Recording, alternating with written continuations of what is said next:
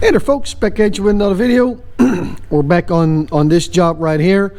So we got the transmission removed and the T-case. So here's the NP205. There's the automatic transmission. Now we're getting ready to start putting stuff in it. So first things first, we're going to have to do this adapter plate. It's grimy and nasty, so we're going to get that cleaned off real quick. But yeah, stay with me here, and we're going to get that shoved into this truck. So here we go. Please like and subscribe, helps the channel out a lot, don't cost nothing. And let's get past the intro and let's get into this.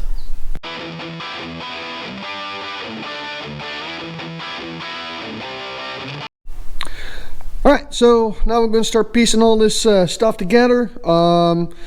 We're going to have to remove, we're going to install this first and clean that up first.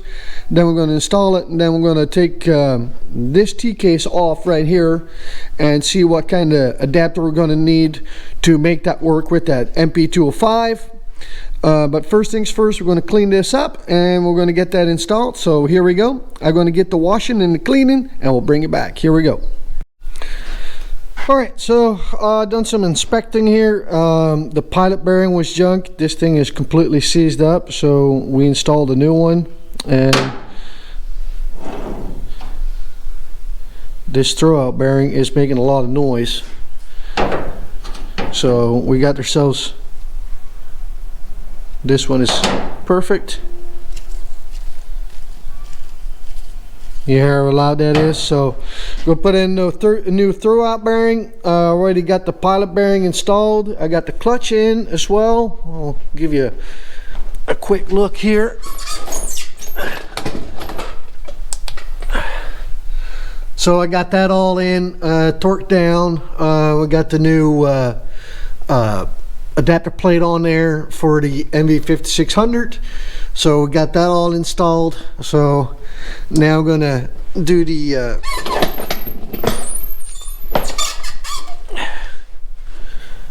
throwout bearing. I'm gonna get that ready to go. I've got the transmission off. Transmission T-case, sorry. It's sitting right there. Got a bushing coming. As soon as it's here, I'll give you the part number for it. It comes from Jags, because on the end of the day, this here is a 29 spline. And then on the NP205, because it comes off an automatic, the NP205 9 out of 10, because it comes off an automatic, the NP205 9 out of 10 times is 23 splines. So it's A, smaller, and B, it's got a little less splines. So I got an adapter coming for that, so everything will match up. So before you do anything, make sure you count splines in your T-case right here. And because this is the old one that came off that automatic, like I said, if you see, that's all it is, just an adapter, and it does not fit on this because it's a bigger and it's got more splines. So and that's how we're going to make that NP205 work on that NV5600. Bolt pattern is the same, that kind of jazz. So on the end of the day, so yeah, so I got that coming. So now we're basically getting ready to install the clutch or the transmission. We're going to do some measurements first, because we need to cut a hole in here for the shift tower to come through. So we'll get that done, and then like I said, we'll bring it back. Not my preferred way, by the way, to use a used clutch that came with that transmission, but you know, this is going to be a little bit of a budget built. This customer does not have unlimited funds, so which I can understand. The clutches didn't look too bad, so I think he can run on that for a little bit. But I told him just be ready to you know, in the near future, be ready to spend some money on a new clutch. So, well, yeah, so we got that done. Like I said, now we're getting ready to cut a hole in the transmission tunnel for the shift tower. So, we're gonna get that done, and we'll bring it back. Here we go. All right, we got the transmission under right now, as you can tell, and we got pretty much lined up. We looks like we do clear it everywhere. That's pretty much lined up. I got where the shift tunnel is going to be. I got that marked out. Let's see where the tower, where it's going to go to the floor. Right there with lines. So I didn't shove it all the way in yet, because I didn't want to shove it in and then pull it back out. And so now I'm going to measure the gap between here and then move that basically forward from there. So there you go, right there on the top, right there. So we got that marked out. So now I'm going to drop this transmission. We'll pull it back, and that gives us the opportunity to cut the hole. For the shifter linkage on the other side, I already did some drilling, but I'll show you a little better when we pull it out. So there's an ear right here. Drilled a hole in it. This hole was already here, and then there was this stub sticking out, and already got that drilled and threaded. So I'm going to make a plate that goes from here to there, and then a plate that goes up, and that will mount the four-wheel drive shifter. Want to get that as close as possible to the transmission. So yeah, so we'll but I'm going to worry about that once we have it in place. I've got an idea of how I want to do it, so I think that'll work out. So, but anyway, so now I'm going to pull the transmission back. Like I said, I got marked where the shifter needs to come through the floor. So now I'm going to measure that and cut that hole out, and then pull this transmission out of the way, cut the hole out, and then hopefully it will all line up, and then we can get it done. So here we go. Once I get going on that, we'll bring it back. Here we go. All right, we got her shoved in there. We got the bell housing bolts all tightened up. When you install transmissions like this, don't use too much force, and don't force them in with the bell housing bolts. You can crack your case, you can bend something in the transmission.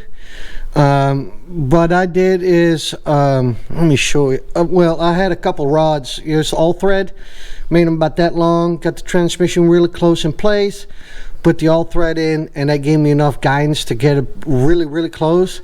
Then I started putting in a couple bolts, did not tighten them up, and then work on both sides, jiggle, lift, drop, push, and then so fall into place, and then tighten up the bolts. Like I said, do not force this kind of stuff, because that's how you can bend one of your fingers, ruin your pilot bearing. You can run into all kinds of problems. But anyway, so we got this in now. If you got trouble with your upper bolts all the way there on the top,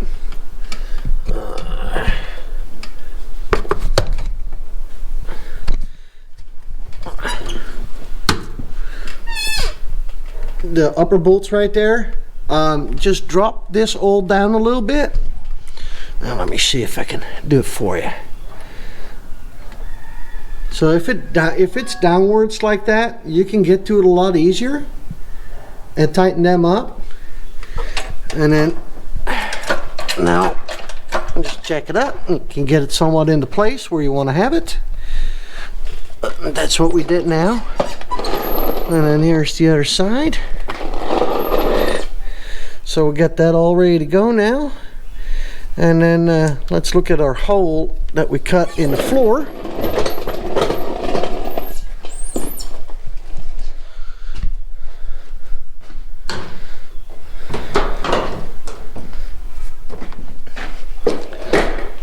And that came out pretty good.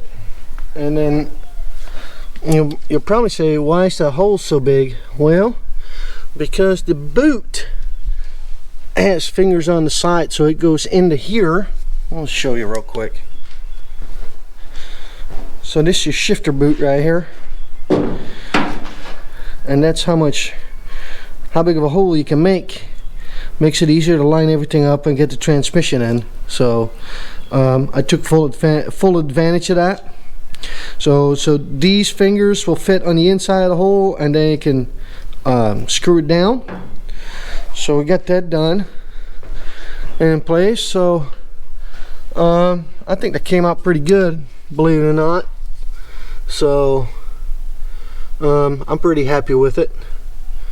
So yeah.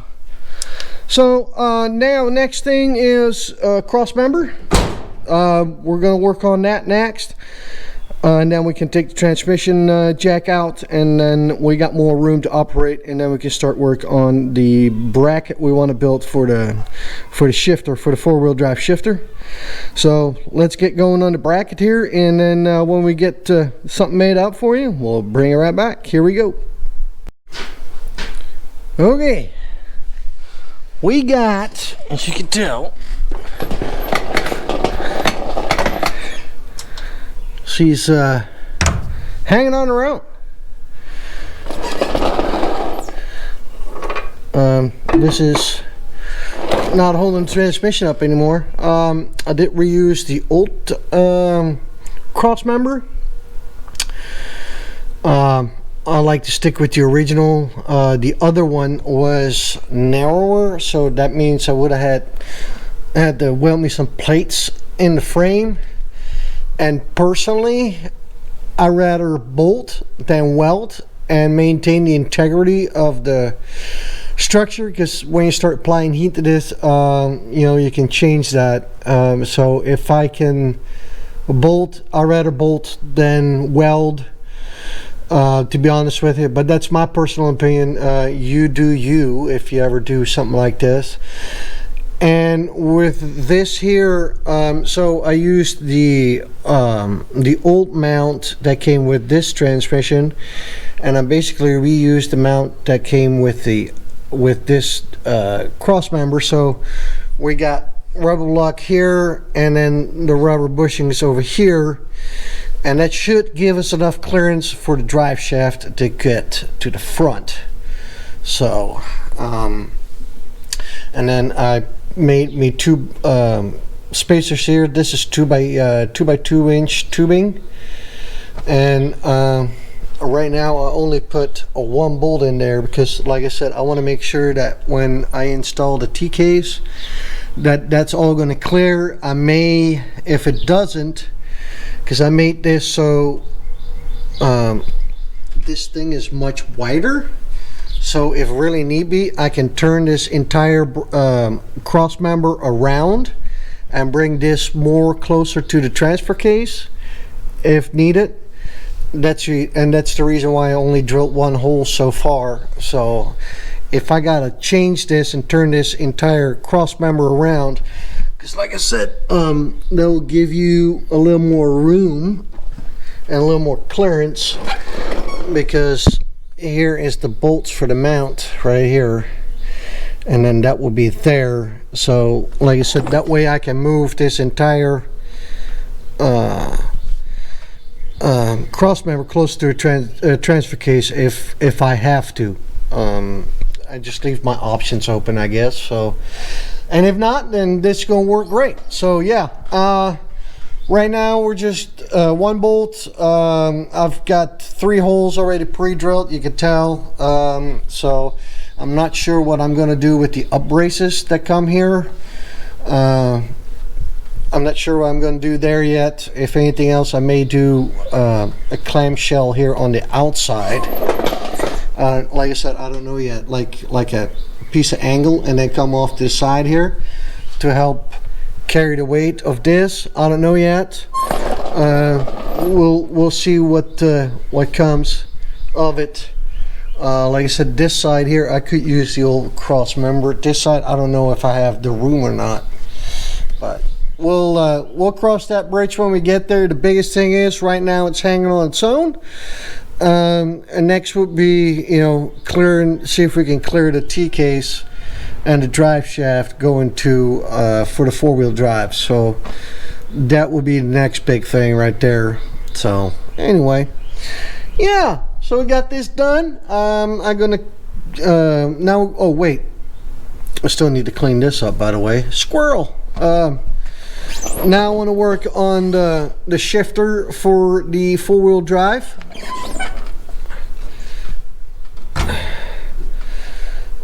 So that will be next, but now I've got room. I can move this the floor jack out of the way, and I can lay under this truck any which way I want to. So here we go, that will be next. So onto the shifter.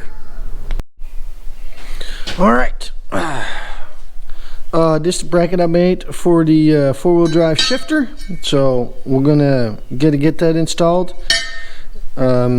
That's all it is right here. The bracket for it goes right here. There's a welded pin on the back side, so that's why that bigger hole is right there. So we're gonna get this installed and we'll bring it right back. Here we go. All right, would you look at that? So we got that installed. Like I said, this was the only hole I had to drill, or that one, I can't remember which one, but, and then the bracket right there, I made it longer so it would give it more support to this flat stop right here. I had to bend this lever, I had to bend the lever a little bit, so it's a little more inward right now, but if need be we can bend the top back up straight again. So we'll see how it comes out once we start putting the interior back together. So, but right now it works flawlessly. The rod that goes here to there to the NP205 T case, we're gonna have to make that longer. Pretty sure, because you know this transmission is longer. So but we'll see about that when we get there. So next will be, today should be the adapter piece showing up, so we'll make preparations to get ready for that. So here we go.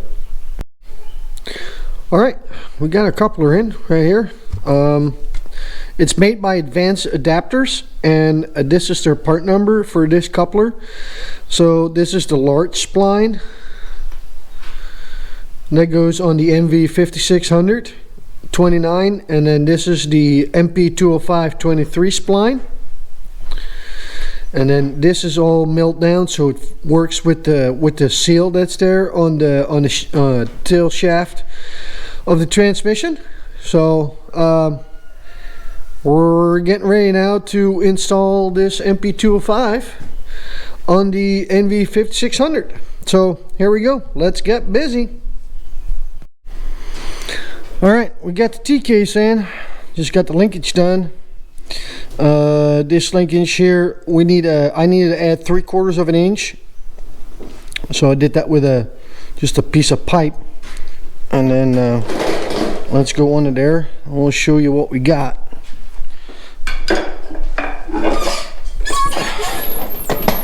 So here's a transfer case. Looks like we're going to clear the cross member pretty good, so I feel confident about that. And then and I made it a little crooked because it didn't want to sit in there just right. So now it should, look at that, pops right in. Woohoo! Had to bend the handle up a little bit on inside the cab. Let's take you there.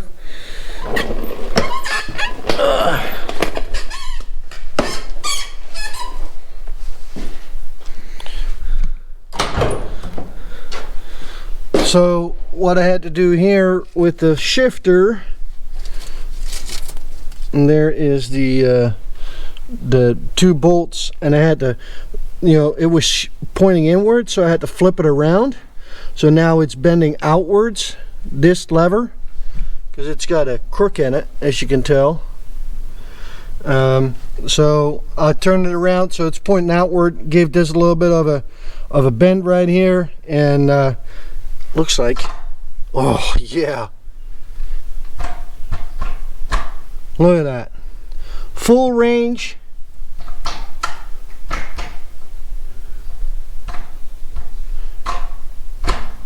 Oh, that's just perfect. Wow, that's great, awesome.